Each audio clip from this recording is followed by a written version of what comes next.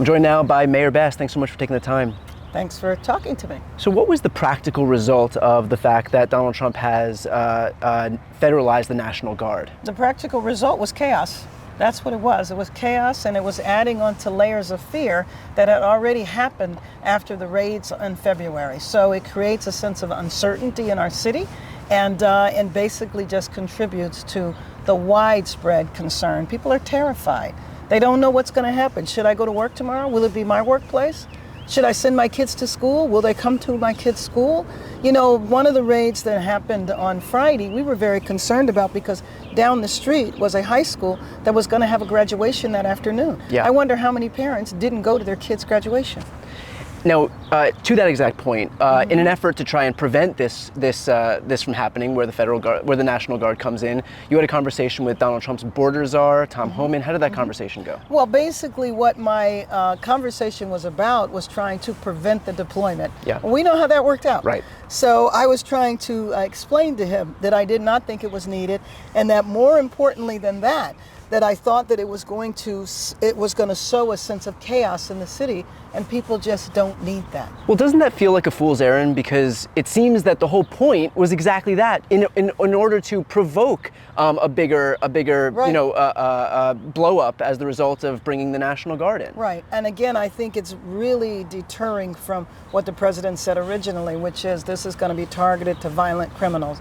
How do you go from violent criminals to people who are at a workplace? And you know, to that exact point, there is polling that shows that when it's an issue of just making sure that violent criminals are right. deported, when it's hardened, criminals, whatever it may be, the people who Donald Trump came into office right. Promising that would be his priority, is that what's happening here? Has that been what's happening at any point of this process? Well, there have been a few targeted arrests that happened early on. This was a dramatic departure from that.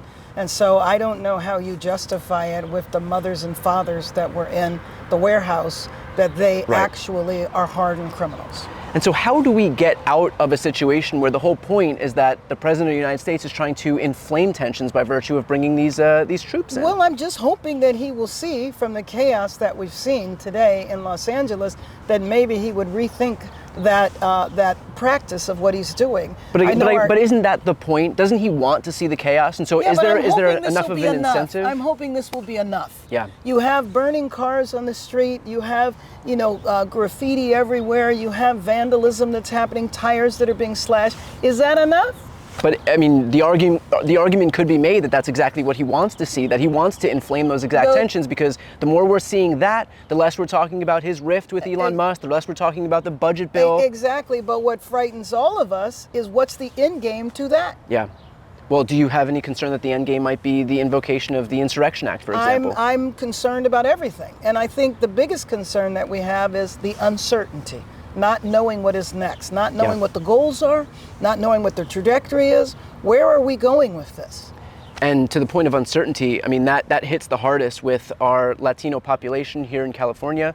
And so, especially in Los Angeles, where I live and where we are right now, what's your message to that population that doesn't know whether they're safe enough to go out to school, to work? And let me just say that you're talking about the city of Los Angeles, where the population is about 50% Latino. Yeah. There's a large immigrant population in the Asian community.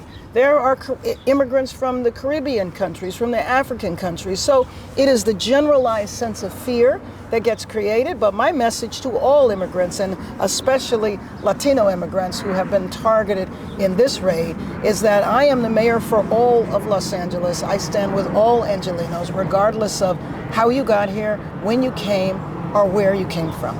And then what is your message to Donald Trump in light of what we're seeing right now? My message to Donald Trump is that if the goal here was creating, or rather addressing violence and addressing law and order, you've actually done the opposite. Right. Mayor Bass, thank you so much for taking the time.